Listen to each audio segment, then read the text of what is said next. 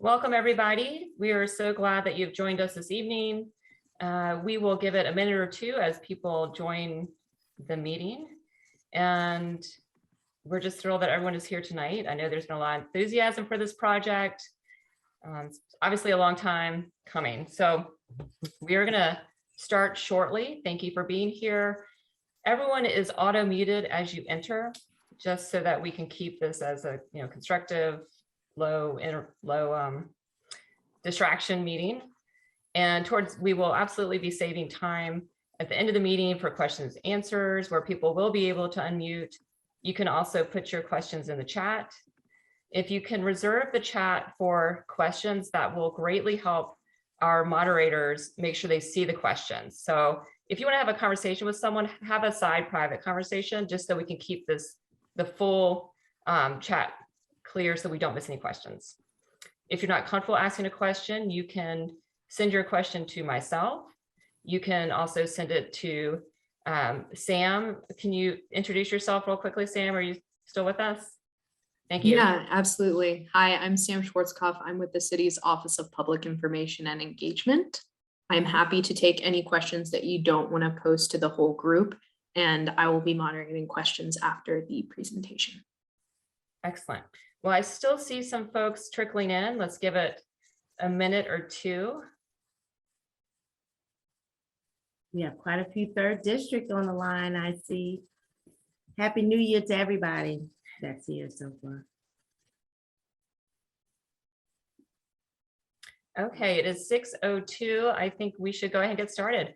Hello, everyone. Catherine Jordan. I am the representative on City Council for the 2nd District. I'm hosting this tonight with my wonderful neighbor, colleague, Councilwoman Ann Francis Lambert, who will say hello also. We are going to keep our introductory remarks very brief so that we can dedicate this meeting for you to hear from our city planning officials, economic development officials. We're also thrilled to have Parney with us from the Squirrels, the general manager of the Squirrels. We also have the athletic director for VCU. So we have our stakeholders here who will be instrumental in the Diamond Project. And this is really your opportunity to hear about the process, how we got to this point. I know some of you were here when the Diamond was built. So you have more knowledge on this than a lot of us. We're thrilled you're here. We're going to start momentarily. And again, we are going to reserve a lot of time at the end for your comments and your questions. But the theme of this meeting is really about the RFI process. So where the city is right now, as it's starting to hear from developers who are interested. And with that in mind, it's very likely that we have some people on this meeting right now that may be part of those development teams. So if you feel like your question's not being fully answered, it might be because the city is trying to keep those cards a little bit closer to our vest. We want to make sure that whatever deal comes to the selection committee is 100% the best deal, the most competitive deal. So if you don't feel like the answer is as satisfying as you would like, that is why. So Councilwoman Lambert, we're glad to have you here. Yes. Say hello. Yes, thank you so much, and grateful to be here. Definitely interact with the community.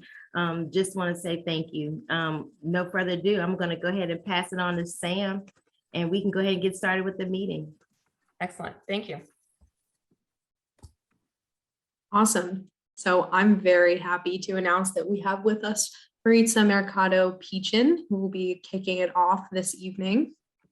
She's the Deputy Director in the Office of Planning and Development Review for the City of Richmond, and also serves as the manager for the city's new Office of Equitable Development.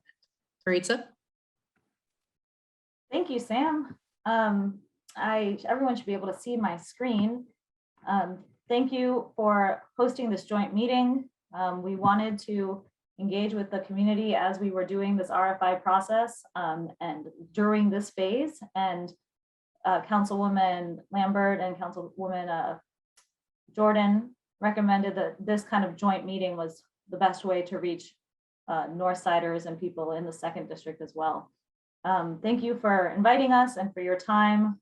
I always am very appreciative of citizens' time. So there's a lot of constraints, children, loved ones. And so it's really great to have you all here. So Sharon Ebert is on the line, and she is the Deputy Chief Administrative Officer for Planning and Economic Development. She reports to Lincoln Saunders and the mayor, and helps oversee the housing department, the Office of Minority Business, Economic Development, Planning and Development Review. So you might hear her voice come in, but I'm going to give the presentation. That's my name up there on the screen. And then we also have Sam on the call. So today we're talking about the Diamond District, which is what we're calling this somewhat diamond-shaped piece of land that is publicly owned. It's 67 acres of land. You guys are all really familiar with it, I would imagine, being residents of the city. But some of these graphics are to orient the development community, some of which are from outside of Richmond. We're talking about redeveloping the properties outlined here in red. And this process is the beginning of the process of trying to find a development partner or partners to help the city redevelop this property. It's a very standard process that people across the country use. RFI, request for interest, sometimes called request for qualifications, followed by an RFO, request for offers, and an RFP, request for proposals. The city is looking to redevelop this through a public-private partnership. And then you can see on the east of this slide where the VCU Athletic Village is proposed. I'm going to spend a little bit of time talking about how we got to this moment in time, because there's always new people coming to Richmond. There's always new people getting engaged. There's always people who maybe didn't have time to get engaged when we were working on the small area plan or Richmond 300 and now, but they're still interested and they're joining us now at this point in the process. So how do we get here? So I have pre-2018, we started relocating functions and clearing part of the site. That's where all the grass is today. We remediated the land, but also pre-2018, there was a series of community listening with Trip Umbach. Timmons Group did some studies of the area. So there's a lot of kind of pre-planning work that has happened over the years, even before this slide shows. So we did planning in 2019 and 2022. We hosted community meetings related to the Greater Scots Addition area, as we generally called this area back then. And then we adopted the small area plan as part of the Richmond 300 adoption in December. That led to rezonings. And then we prepared for the launch of the marketing effort to basically tell the development community across the country that we would be coming out with this 67-acre development opportunity.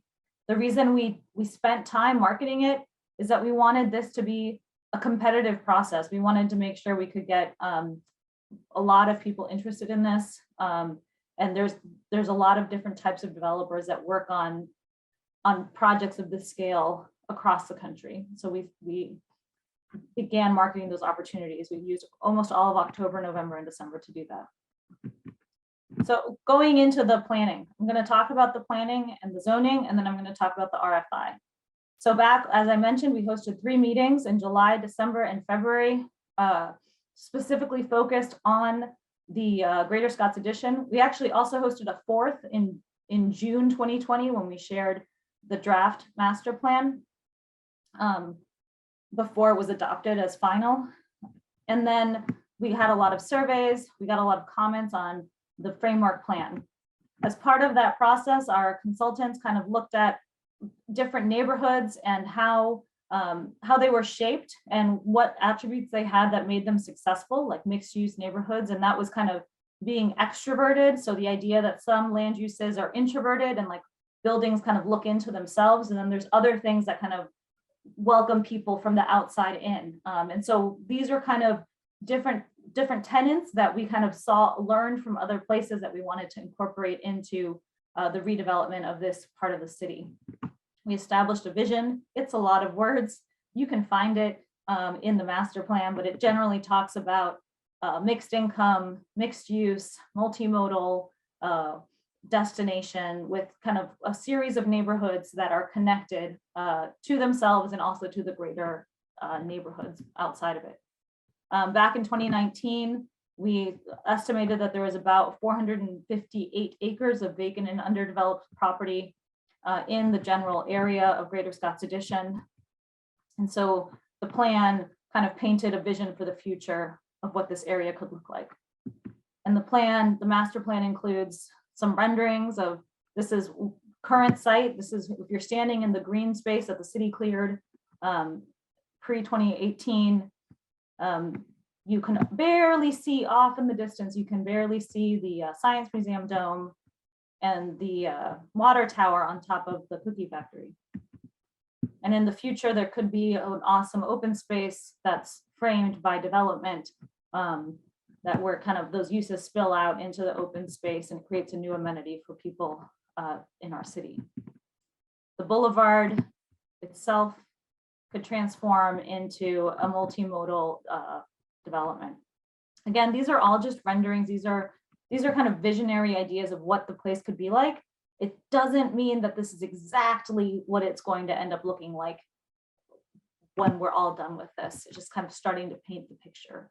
We talk about creating complete streets that include, centralized utilities, underground utilities, stormwater efforts. This is part of the combined sewage overflow system, or the combined sewage system.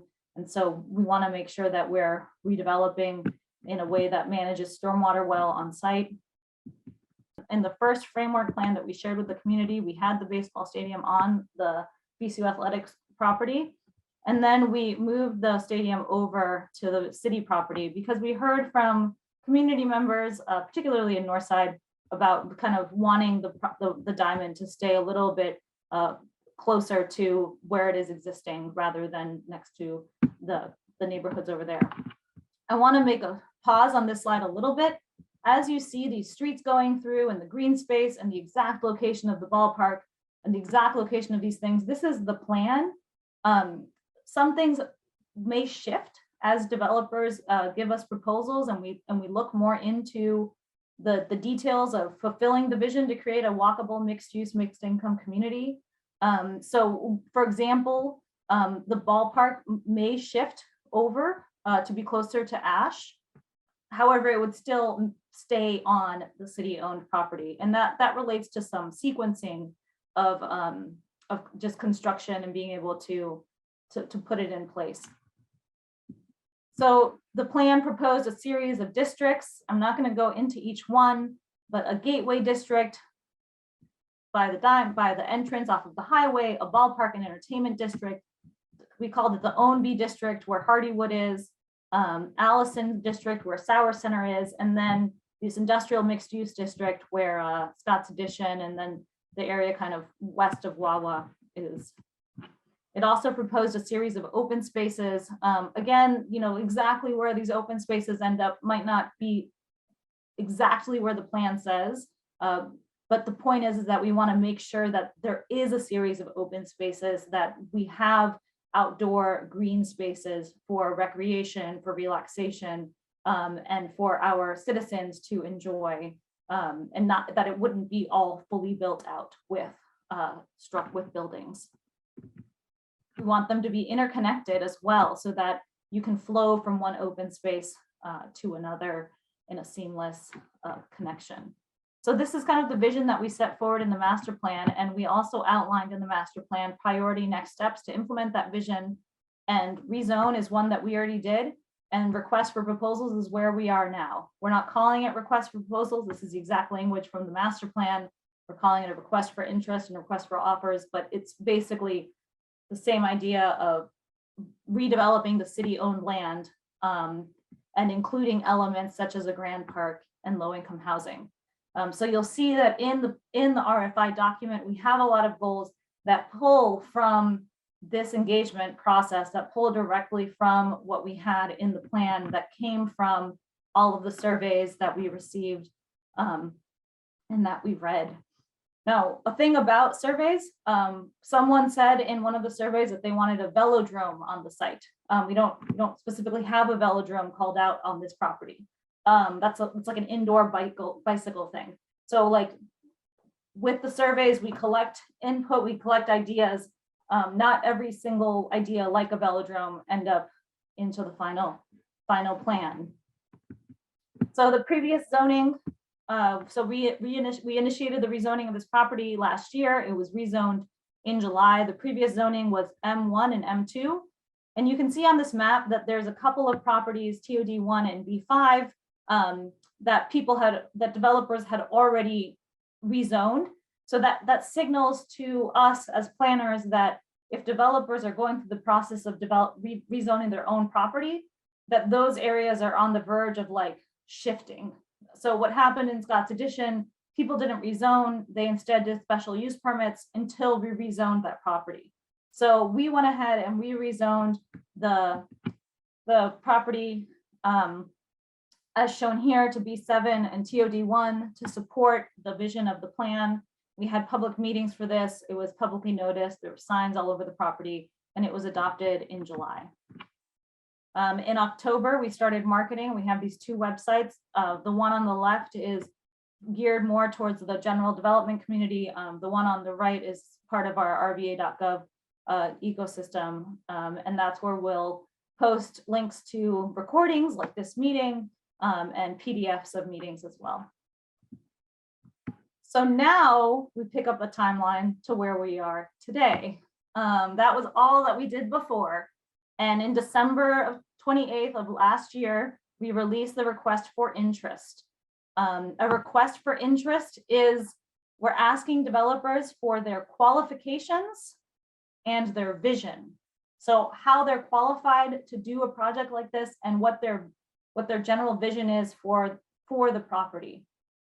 We will then, we had a virtual meeting last week. We had an in-person, it ended up being a site meeting today, and then developers are, if they would like, they can submit questions to me by Friday, and we will post official responses to those questions. We've also been writing down all the questions that are asked at the virtual meetings and at the in-person meeting, and those will also be kind of consolidated and posted on January 26th. The RFI submissions from those developers are due by 3 p.m. on February 15th. And then the evaluation panel, which consists of city staff, elected officials, and a VCU representative, because they own part of the property, will review the RFI submissions. We will shortlist. So let's say like 6 RFI submissions come in, we'll shortlist to a smaller number. That smaller number of people of groups will be invited to submit a submission in response to the request for offers. And with the request for offers, we will ask for people's like specific deal structure, like how are you going to get this done? What is your phasing? How many units? Like much more detail about their proposed vision for the site. We anticipate announcing a development team late spring, early summer, and going through council approvals subsequently. So let's talk about those RFI goals. So the RFI has goals related to development, community, and fiscal. And our development goals include providing, upgrading water, sewer, road, and other infrastructure to support the development. The development should incorporate substantial water quality and stormwater management improvements, and an increase in pervious surfaces and green spaces. We have a baseball stadium to deliver a new baseball stadium built to the new MLB standards for minor league stadiums.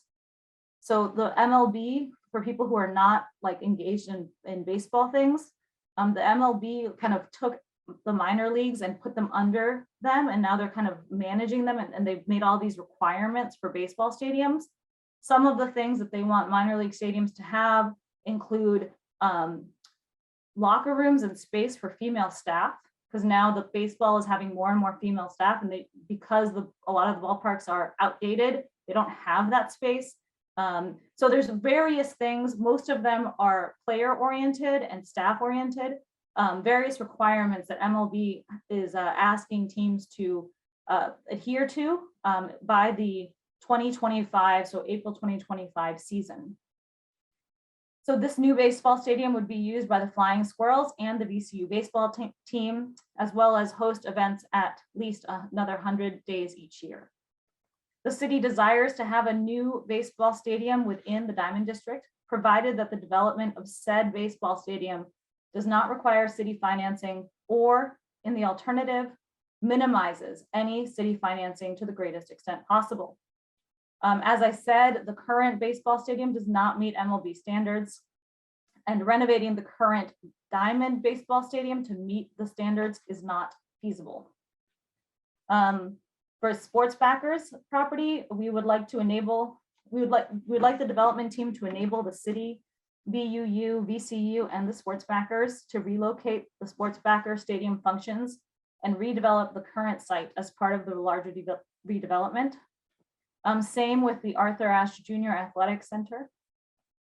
We identify office. It would be great to have a class A. So with office, you have A, B, C. A is the best. A class A office space within the site. Residential, create a significant number of new housing units with a mix of rental and for sale products in various housing types. So that means like multifamily or condos or townhomes. And make sure to include rental units affordable to households with incomes as low as 30% of the area median income to households earning 110% of AMI, and including for sale units to households with incomes as low as 70%. This ties back to one of the goals in the master plan about for the Greater Scotts Addition. All of these do actually for the Greater Scotts Addition area plan.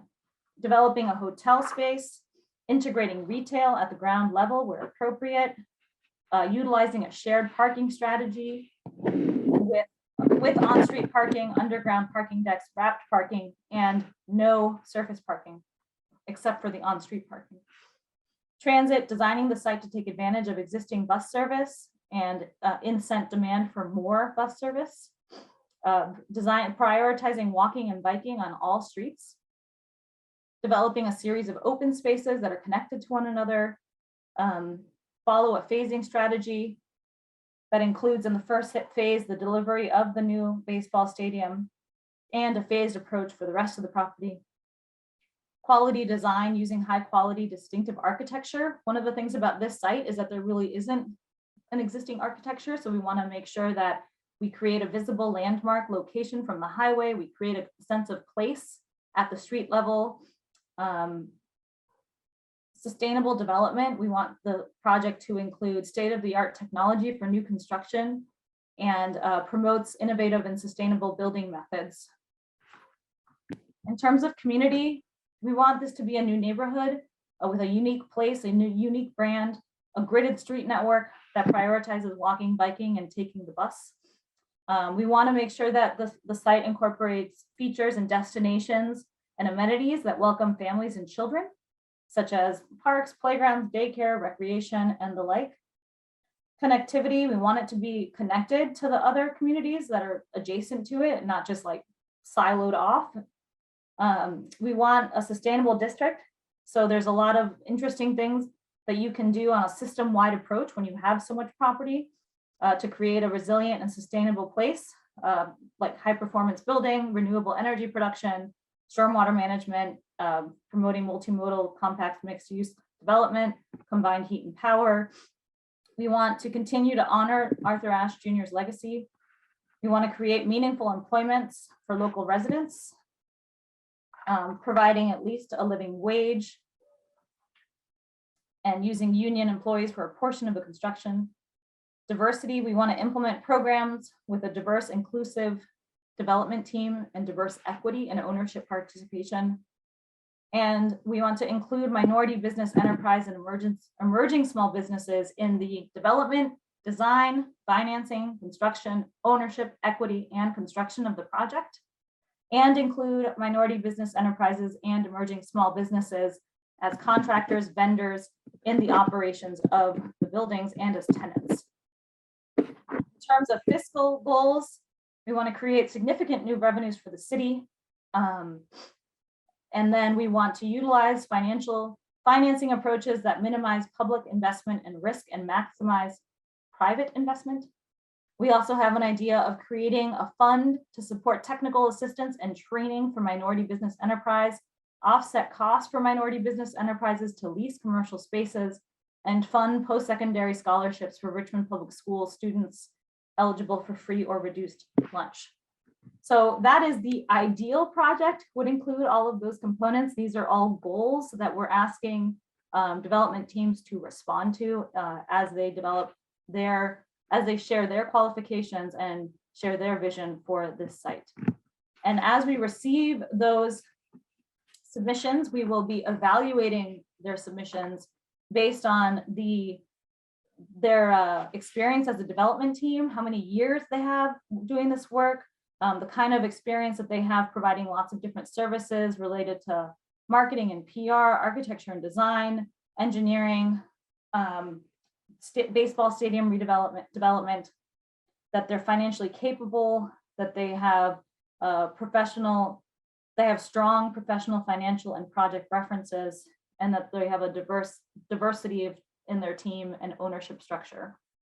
We'd want people who have urban mixed use experience, that they have experience doing urban redevelopment, working on sports entertainment redevelopment projects, and delivering office, mixed income residential, hotel, retail programs. We also experience redeveloping when there's different barriers to redevelopment, like all of the random things that can come up as you develop a site, and experience making sure that public space is incorporated in the redevelopment, and successful in reconciling private sector site needs with municipal and community desires, kind of working through all those different challenges that can come through, the ability to deliver a project on time and on budget, and experience with public-private financing mechanisms. We have a list of equitable development benefits that we have also included, and one of the appendices of the RFI is the anticipated minimum community benefit requirements. Minimum is stressed there. We would love for people to go beyond that. So some of the things are including affordable for sale and rental housing, implementing a development program that includes a diverse, inclusive development team and equity participation, the potential to create new employment, the potential to act as a catalyst for economic development, increasing tourism in the area, new green open space adjacent to that throughout the site and connecting to communities, and site-wide and building-specific sustainability and resiliency features. And then finally, the last thing we'll be reviewing them on is their project understanding. So that's the vision part. Do they understand what the city's goals and desires are for the project? Does their submission show an understanding of the market and the uses that could fit here? Does it incorporate the idea of public space, their approach to the financing, the project financing, utilizing financing approaches that minimize public investment and risk and maximize private investment, and the like. So those are things that the evaluation team will be reviewing, looking at the proposals, looking for in the proposals as they review them. So upcoming key dates, these are really targeted to the prospective RFI respondents. They need to submit questions to me by Friday. We will post answers to those questions on our website. So anyone in the public will be able to see what people asked and how we responded. And then the RFI submissions are due to me by 3 p.m., not 3:01 p.m., but exactly 3 p.m. or sooner on February 15th. So that is my contact information. I'll also put it in the chat.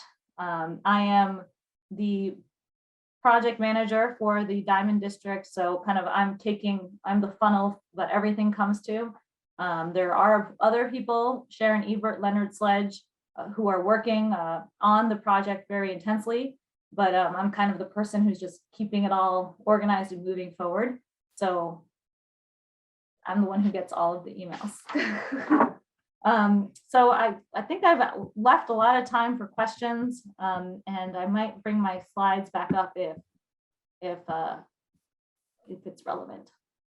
Well, that was a terrific presentation. And I tell you what, folks who are going to be rewatching this, I think rather than speeding up, which is what I do sometimes to get through a recorded meeting when I'm watching it, I think folks will be slowing down because that was a lot of content and you did a great job of presenting it. So thank you for that.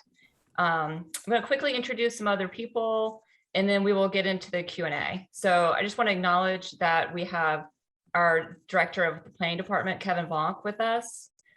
Sharon Ebert, our deputy CAO for economic development. And we also have two folks that I want to introduce as major stakeholders in this process. You've heard from the city, but we also have the general manager for the squirrels. Parney's gonna say hello in a moment. And then we also have Ed McLaughlin from VCU. He's our athletic director at VCU. So I think we also have folks from sports backers. John Lugbill, thank you so much for being here. So I think we have the right folks in the room. And as I mentioned earlier, I'm just going to repeat it quickly.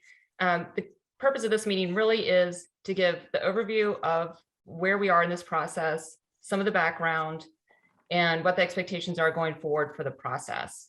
Councilmember Lambert and I will be having lots of community meetings where you can ask us questions, give us feedback on what you're seeing so far. But we really wanted this time for Q&A for you to interact with our stakeholders, people in the city planning department, economic development, the squirrels, VCU, sports backers. And if you have questions, you can put them in the chat. If you're not comfortable putting them publicly in the chat, you can also send them directly to Sam, and her information is in the chat and she will ask them for you. You can always follow up after this meeting with more questions.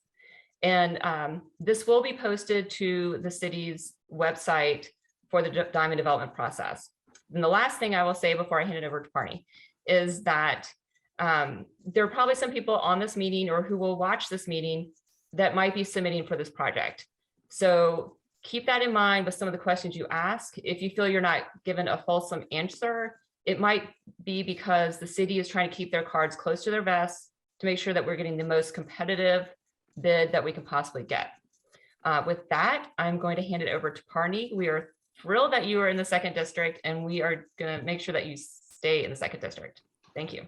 Thank you, everyone. I'm terrified that my dog sitting at my feet is going to start barking any minute. And I also want to say, John Lugbill, I haven't seen you since you're elected into the Virginia Sports Hall of Fame. So congratulations. Looking forward to your induction coming up shortly. Very well deserved. The Flying Squirrels obviously love being a part of this region. When I personally moved here with Lou DeBella and the ownership group in 2009, immediately fell in love with it. What Maritza, and great job, Maritza, in explaining everything, a lot of information, but you did a great job. Mentioned that's really key. People ask me all the time as I'm bouncing around the boulevard and the Richmond area, what's so different now?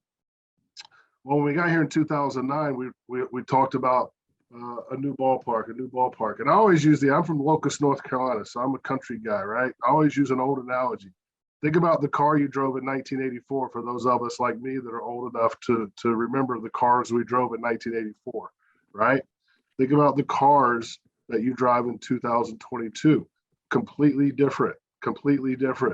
And you know, yes, we've had a great run at the Diamond and it's been wonderful, but the key component now, what's different, MLB took over the minor leagues during COVID. And by the way, for all of you that helped us get through as Richmond Flying Squirrels the 2020 non-season, we're so appreciative. The love that y'all showed us was incredible and we're forever grateful for that. And even 2021, which was different, but we all fought through it together.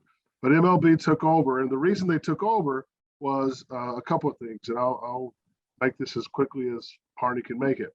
Player wellness and safety. Remember, these major league teams invest millions of dollars in these potential players to go to the big leagues. Player wellness and safety, geography, which in our case right now makes no sense, right? Because we're affiliated with the San Francisco Giants, but I appreciate the 3 World Series rings put on my finger in 2010, 2014. And we have a great relationship with them. And then the most important thing to all of us on this particular call, facility standards. Frankly, there were a lot of facilities across America that just weren't up to what MLB wanted it to be up to. And again, 1984 car, 2022 car. To go just one step further, then I'll be quiet and leave time for questions. And when the MLB took over, there went from 160 affiliated minor league teams to 120 affiliated minor league teams. 40 teams were cut, which for a person that's been doing this for 33 years, seeing friends and colleagues and teammates lose their teams was devastating. It was devastating to communities. Because we've drawn almost 5 million people since we became the Richmond Flying Squirrels, because y'all were so great to the Richmond Braves all those years, the history of baseball in Richmond and relationships that we've built. We were not one of the 40 teams, but the time is now, and we have to have these facility standards up. As Maritza said, being right there in the middle of the 67 acres and doing a renovation is not feasible. So that's why this is such a serious thing. And the last thing I'll close out with, one thing that I always tell people when they say something like, we got to get a ballpark for the Squirrels, it's not for the Squirrels, folks. Yes, we'll play our games there, but we, along with my great friend Ed McLaughlin, who has wonderful hair and looks so much better than me, we will work very diligently to do things 325 days a year in that facility, whether it be after school programs. My friends from the Hartford Yard go to the new ballpark. They have space in their ballpark for after school programs. So that the list goes on, but it will not be just about the Flying Squirrels. This is a community project for the community. Y'all deserve it. Richmond Region deserves it. Thank you for your interest. Thank you so much, Marty. And you got this, the Flying Squirrels, you are such a part of Richmond, and thank you for everything you've done to stick it through COVID, and then also for the community. I mean, the fact that our RPS seniors were able to graduate in person because of the diamond. I know that meant a lot to so many families. It meant a lot to us, and I think those are the kind of things that can happen. Just imagine if we were a 2022 car, we could just plug in and do it, you know. But that meant a lot to us too, and the whole community means a ton to us. Thank you for this opportunity, and thank you guys for all you do for the 2nd and 3rd districts. We appreciate your leadership. Absolutely, thank you. Ed McLaughlin, we would love for you to say a little bit about yourself and about the VCU Athletic Campus. Thank you. Yeah, well, I appreciate it, Catherine and Ann Francis. Thanks for having us. I definitely agree with Parney that I have better hair and I'm better looking than him. So, you know, that's he got that part right at least. So that's good. No, but hey, listen, we are very excited. I'll give a very brief overview of what we have planned going on across Hermitage Road from the Diamond District site. And I will say, I believe we are closer than ever before, not only having a new ballpark for the Squirrels and for us to play, but also a development of that entire area that the folks in the community can embrace and really enhance what we believe is a vibrant community already. So as you may or may not know, we've acquired 40 acres of land across Hermitage Road from the Diamond District. So the more well-known probably parcel of land is the ABC warehouse and office building. So we have that, but we also, for those of you who are familiar with Hermitage Road there, we've also acquired the building or the piece of land where West End Printing and Custom Floors are, the old Greyhound maintenance facility in the old Salvation Army building lot, as well as the James River Distillery right behind. So, you know, we've accumulated all this land, and what we'll do is really transform not only our athletic department, but I believe the area as well. So we plan on building an indoor-outdoor tennis center, 6 indoor, 12 outdoor courts. Richmond's the only capital city in the United States without a public indoor tennis facility. So if you were wanting to play tennis this morning, and you didn't belong to a private club, and you were out in the parking lot of the Diamond with the winds blowing 25 miles an hour and the cold out there, you didn't play tennis today. I mean, if you don't belong to a private club, you don't play tennis this morning. As it goes forward, you will be able to, because we'll have 6 indoor, 12 outdoor courts. And someone, I don't have the chat pulled up in front of me, someone asked if all these facilities will be available to the public. Other than our practice fields, which we have to keep pristine for our teams to practice, our other facilities that I'll detail up here, they will be available for public use as well. So I do believe what we do really well at VCU, other than obviously putting a fantastic product out with our student athletes and winning and doing well academically, but we embrace the community. We do all the graduations at the Stakeholder Center, and we do a whole bunch of work with RPS in order to, like, our STEM and science fair and all those things at Market Day. Those things we'll continue to do now that we'll get on the other side of COVID here. But so we'll build indoor outdoor tennis center. Part of that will be some after school programming, but it'll also be open to the public when our teams aren't using it as well. We'll have replacement for Sports Backer Stadium.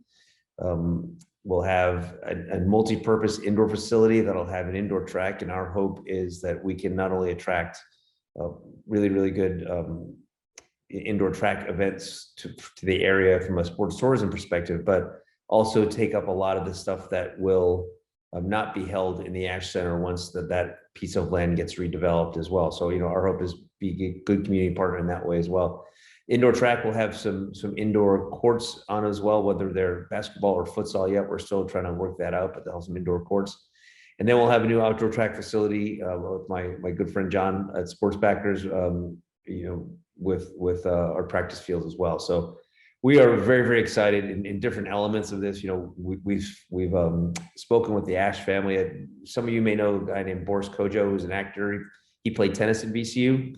He's very, very close with, I'm sure a lot of folks know Boris. He's one of those guys that's, he's tall, he's really good looking and really successful. So he's just like Barney. So it's really good. It works out really well. But Boris is really close with the Ash family and Mrs. Ash, and have talked with her about, us memorializing Arthur Ashe in the lobby of our tennis center as a way to recognize, and as a way to recognize his legacy, not only for tennis in the area, but in the area in general. So, and being right near Arthur Ashe Boulevard, I think it's fitting that way.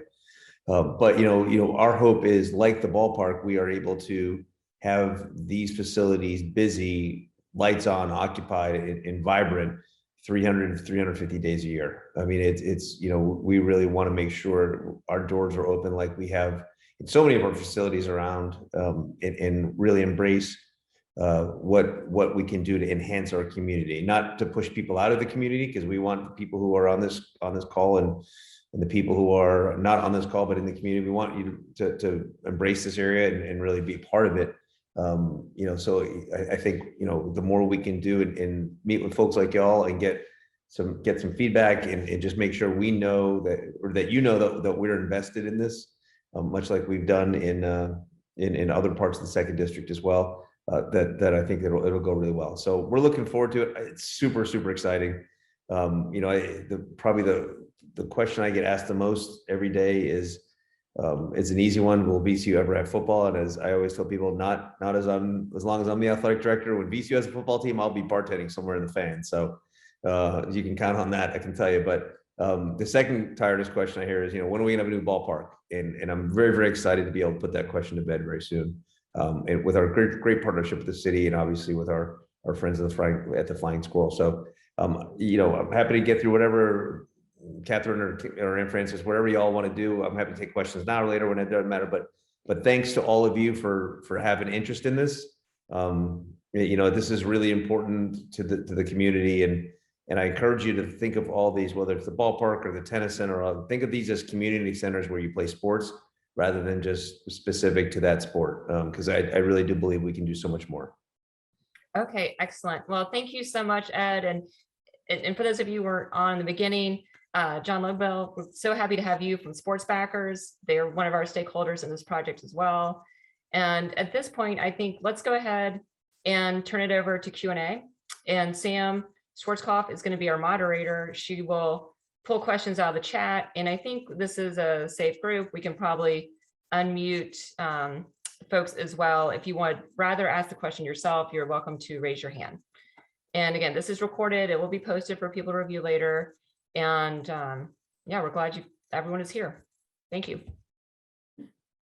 Thank you, Councilwoman Jordan, who's actually my council member. I am a proud resident of the West Grace neighborhood in the 2nd District of Richmond, and a representative of the Office of Public Information and Engagement with the city. So I'll ask the questions in order that I see them in the chat, with one exception, because one question has been asked twice. So let's just clear that one up. Will the ballpark be a city-owned facility or privately owned for the exclusive use of these squirrels? Maritza? Thank you. So that has not fully been determined. And so we will see the proposals that people submit to us. The vast majority of minor league ballparks are publicly owned across the country. And you can see one of the appendices to the RFI is a ballpark analysis that kind of does a comparison of ballparks that have been built across the country, minor league parks that have been built across the country, how they were financed, how much they cost, where they are, all that kind of stuff, the kind of development that happened around them. So you can, and then it also has an analysis of the Squirrels team and how much attendance they get. They're the 3rd highest attendance in all of AA, very high up there compared to all of AAA as well. So you can read that to learn more about other ballparks, but the actual ownership of the final ballpark has not been determined.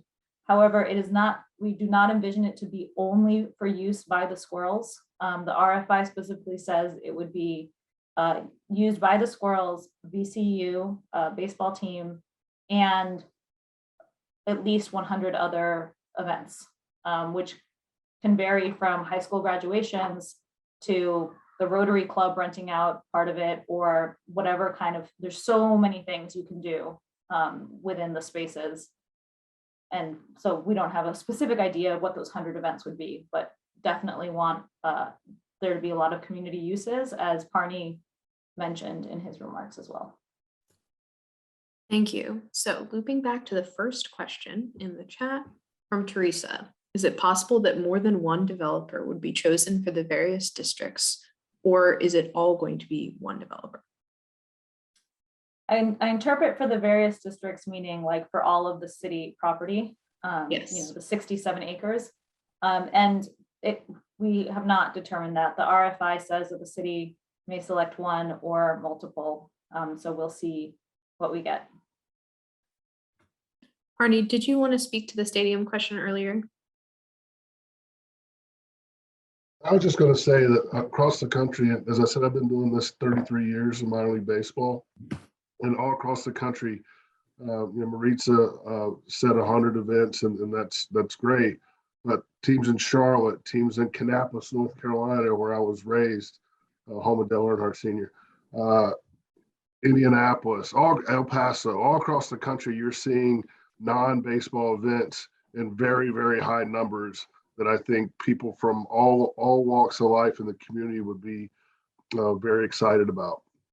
Yeah, I would say 100 is like, we'll probably blow that out of the water for community events.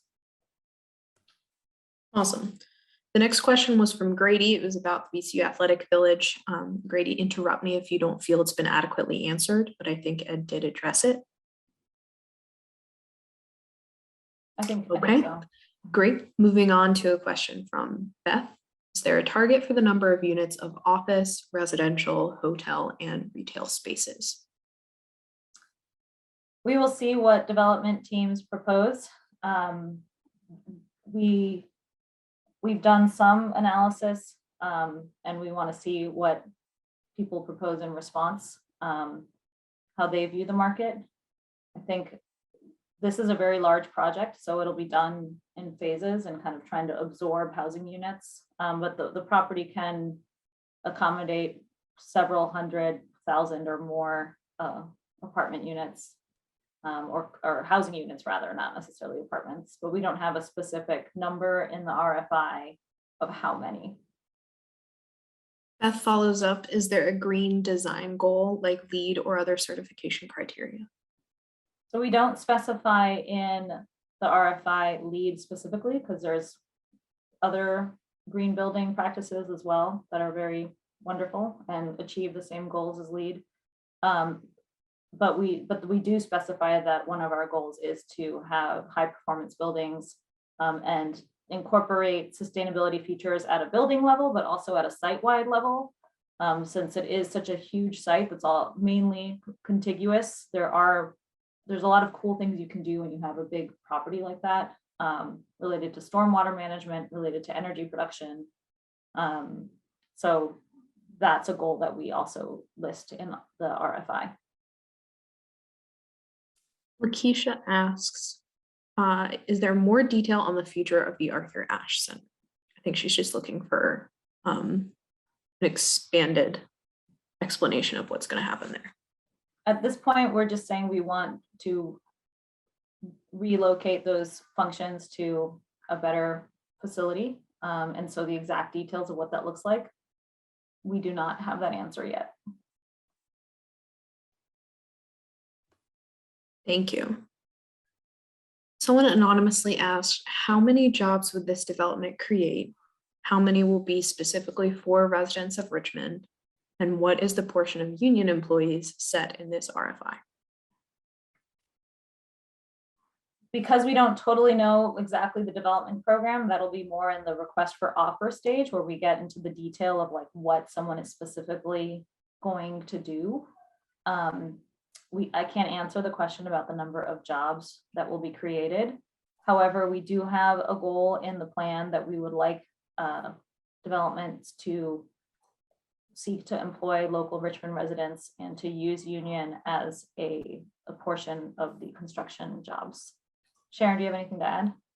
Yeah, I just wanted to point out that, 67 acres is an awful lot of land to develop. So try to envision this being built in phases. And I think that's why it's really hard for us to project right now. We don't know what the vision is for each, development team that's going to come forward. And so we really need to get those requests of interest received before we can start to answer in such detail some of these questions. I don't want to put y'all on the spot, but for those of us who don't think in acres, how many, say, like city blocks or football fields or some other unit would 67 acres be? So if you look at a map, and maybe this is the best way to look at it. Let me share my screen again.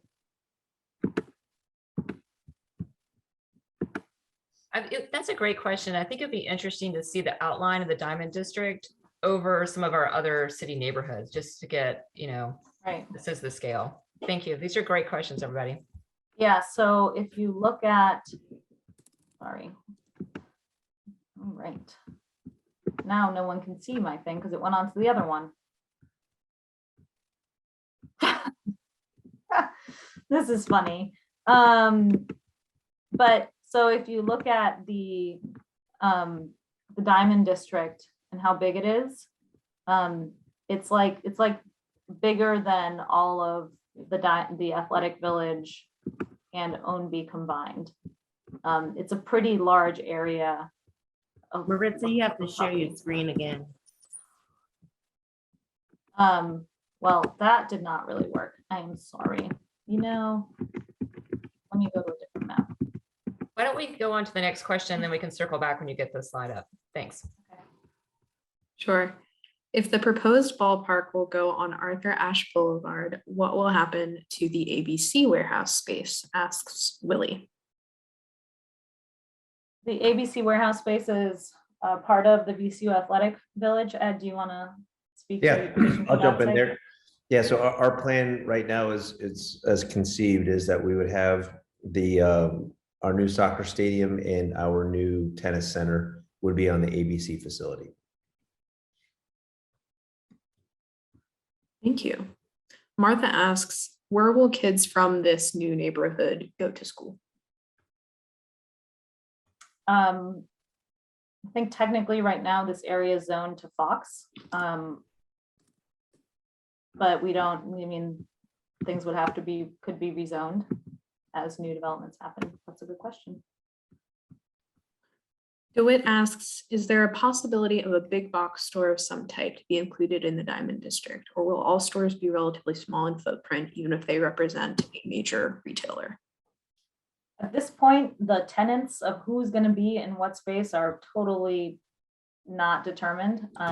Whatever retail that we would want in the site, we would want it to be street oriented, like encourage a walkable environment. So there are big box models that achieve that in urban centers.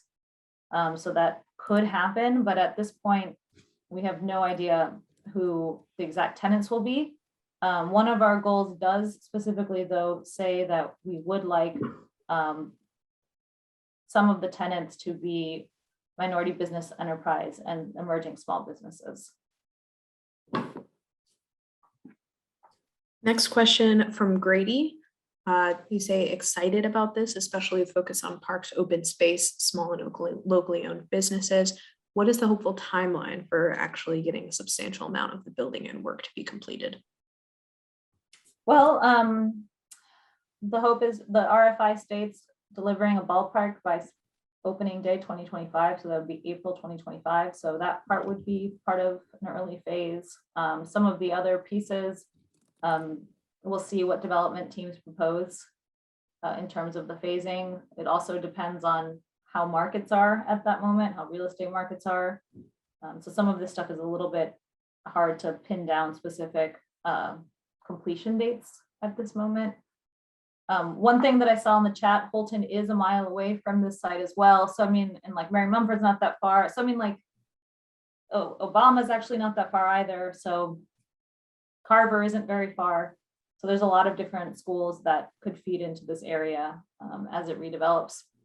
One thing, Sam said she's a 2nd district resident. I'm a 3rd district resident. So want to say that so that everyone knows. Richard gives a little background from the Washington football team training camp experience. So quoting from the question, after the city gave away the RPS West Hampton School for the Washington football team training camp, city code was rewritten so proceeds from such real estate sales would go to RPS. He continues, it seems that property will be given away to developers to make the new baseball stadium appear cheaper. How much money will go to RPS after disposition of the Arthur Ashe Center? So I don't want to assume any kind of financing strategy like land being given away. That is way too early to make an assumption like that. In terms of redeveloping the Arthur Ashe Center, we will make sure that the site is, that the functions there are relocated and into better facilities, honestly, and that serve our students and our community better than the current facility. Thank you. Richard also asks, have the Squirrels considered following the lead of the Rochester Red Wings and the Green Bay Packers and selling shares to help fund the stadium?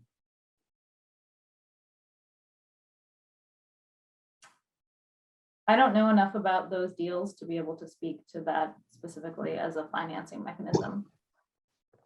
That's a good question, Richard. That's not anything that's come up with an ownership group, but I'll take it back to them after tonight. And the Rochester Red Wings are very nice people, Richard. Anonymous asks, I noticed the RFI indicates city ownership of the Arthur Ashe Center. Isn't it technically owned by RPS? I guess Melissa's going to let me answer this one. So, ownership is who has the deed. I think most of us would agree to that. And all records indicate that the city owns the deed to the property. We do have a use agreement with RPS in terms of its use and its operation and maintenance. And perhaps that's where some of the confusion comes into play. Thank you, Sharon. I had Dave a quick asked, question. I'm sorry? I had a quick question. There was a question that was posed to me earlier today that I wasn't sure of, but I was asked if the area where the Diamond District is that an opportunity zone? Maritza, can you answer that, please? Yes, it is an opportunity zone.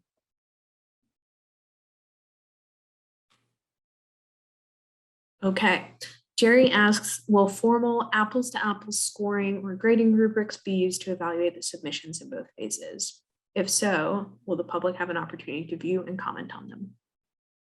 I cannot speak to the way that we're going to evaluate the submissions at this point, because we have people who are submitting on the call right now. And we want this to be a careful and competitive process. Julie asks, can you provide more specificity about city thinking on affordable housing?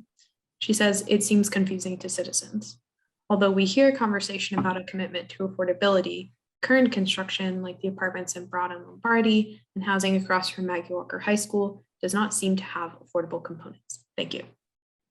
So one of the challenges that we face as a city operating within the Commonwealth of Virginia, which is a Dillon rule state, that means that localities are only allowed to do what they have been expressly permitted to do by the General Assembly, versus other states where localities can do whatever they want as long as they've been told not to do it. So one of those things, it relates to affordable housing. We don't have as many tools, really any, honestly, very, very few actually, to require affordable housing as part of developments the way that people do in other states. So that is a challenge for us. However, in the RFI, we list a goal to create affordable housing units as part of the development, including rental units to households with incomes as low as 30% of the area median income, and including for sale units to households earning incomes as low as 70% of the area median income. So it is a priority for us. We think it's very important, just from a humanitarian perspective, from making sure that Richmonders of all income levels have the opportunity to participate and live in places like the Diamond District. It's a priority with City Center, another project that we're working on with the Coliseum area. Very, very important for us to include affordable housing as much as we are allowed to. So that's why we have it in the goals, and we kind of specify the AMI rates as well, area median income. Thank you. Tara asks, you shared some great points about Arthur Ashe Boulevard seeing multimodal improvements. Yay. Will Hermitage also see these improvements per the city's bike master plan? I don't remember what the bike master plan says for Hermitage, but I know that the master plan calls it a great street, which means that it should kind of be an awesome place for pedestrians and bikers. And the development next to it should create a nice environment, because it's not just the road, it's also the way that buildings interact with the road that make you feel comfortable as a pedestrian, as a bus rider, as a cyclist. Sharon, did you have anything to add on the affordable housing piece? Because Sharon has done a lot more on affordable housing in Richmond than I have. I think you did a really good job pointing out the lack of incentives and tools that we have in our toolbox. We do not have inclusionary zoning here within the Commonwealth of Virginia, and that would be an awesome tool to be able to mandate that every multifamily residential complex include affordable units within them, and vice versa, for affordable housing to include market rate units, so we can truly get an integrated community. But until we get that passed through the General Assembly, we are limited in terms of how we can do this. We can ask for it in this case because it is the sale of city-owned real estate, and so we can negotiate those terms into a development agreement. Thank you for that elaboration, Sharon. Brian asks, will there be a citizen or resident contingent on the committee that looks at the responses? Yes, council representatives will be representing the citizens. Dave notes, while I appreciate your attention to prioritizing alternative transportation options, does your plan look at the effects on neighboring existing neighborhoods? In our area on Gray Street, we're seeing severe impacts on parking and traffic from the poor parking options in the Scott's Addition developments. The inebriated celebrants from St. Patrick's Day festivities leaving their remnants on our lawns is a problem. This kind of development will have impacts on all neighboring communities, north, south, east, and west. Have those been accounted for with remediation options? So part of the small area planning process, we talked about that, and that was part of why the ballpark moved off of the ABC site and onto the Diamond District. So yes, I mean, there is consideration of the neighbors. Thank you. Amy asks, would it not make sense to include the Arthur Ashe Center in the proposal since it's an indoor athletic facility? I guess I'm trying to understand, like, I'm not sure I understand the question, so maybe Amy, you can rephrase it. I think, again, if I could just, I'm not sure if they're saying to keep it and incorporate it in. I think the building is 40 years old. It was built in 1980s. It needs some significant maintenance, and it's really an underutilized use as a standalone use, and it can't really be built on top of. If the question is, can it be incorporated into a new structure? We would be willing to entertain that if some development team proposes such a use. Amy, does that answer your question? Thank you for asking. Kind of, sort of. But yeah, I'll just continue to listen in and maybe it'll be answered later. Okay, please also ask clarifying questions in the chat. I'm still monitoring it. Okay, next comment and question comes from Oludare, I apologize if I'm pronouncing your name incorrectly, sincerely. They start off with some kind words for Councilmember Lambert for championing the efforts to get Richmond residents to work on developments like this one. So some thanks there. The question is related to the project goals outlined in the RFI document to create meaningful employment opportunities for local residents and to use union employees for a portion of the construction activities. More specifically, the information in Appendix B, where the RFI outlines the anticipated minimum community benefits requirement. I was hoping you could specify or elaborate on how many union employees would be working during the construction phase of this development, and if there would be a labor agreement in place as a minimum community benefits requirement.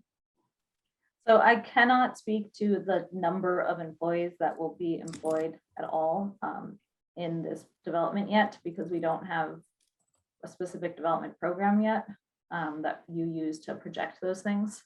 But we do anticipate using, we have a goal for union labor, and a lot of the minimum community benefits kind of came out of the public safety building development agreement that was created and passed by council in the sale of that property.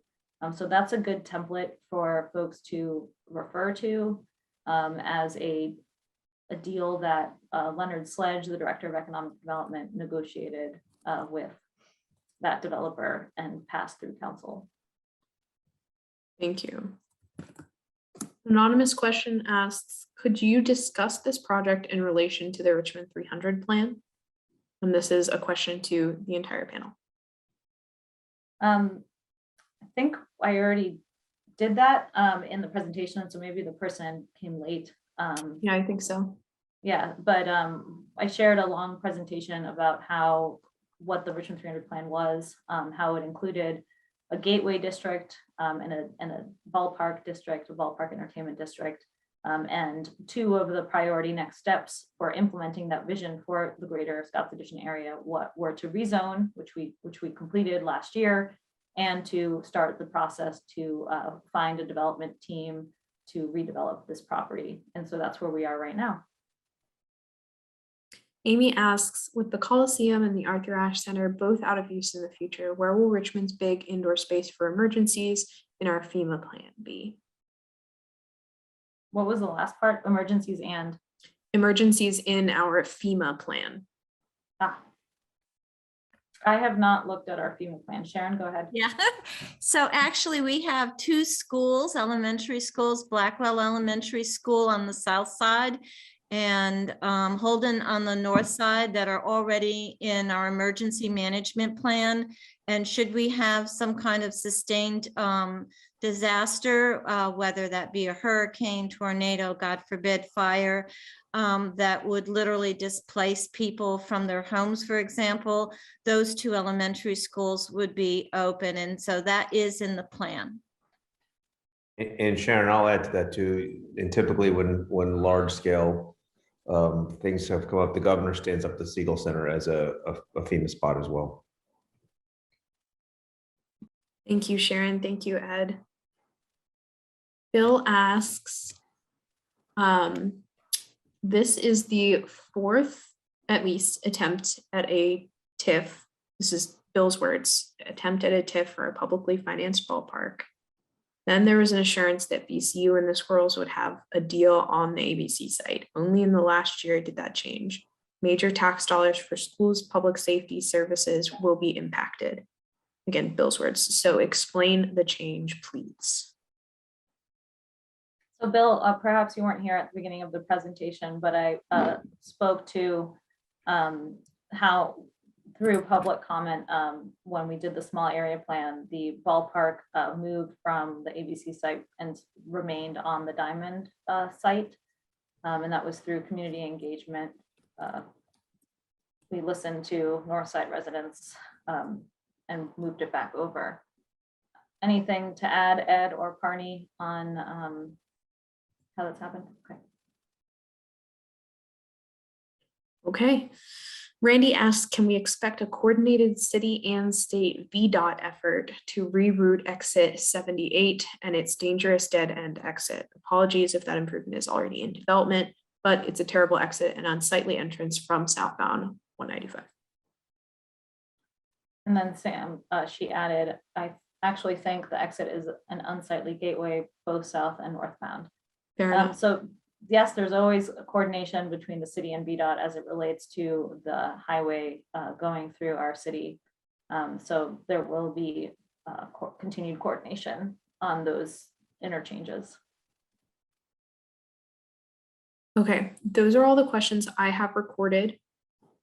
Please, if I missed anyone in the chat, go ahead and unmute yourself and speak up now. I don't want to miss anyone.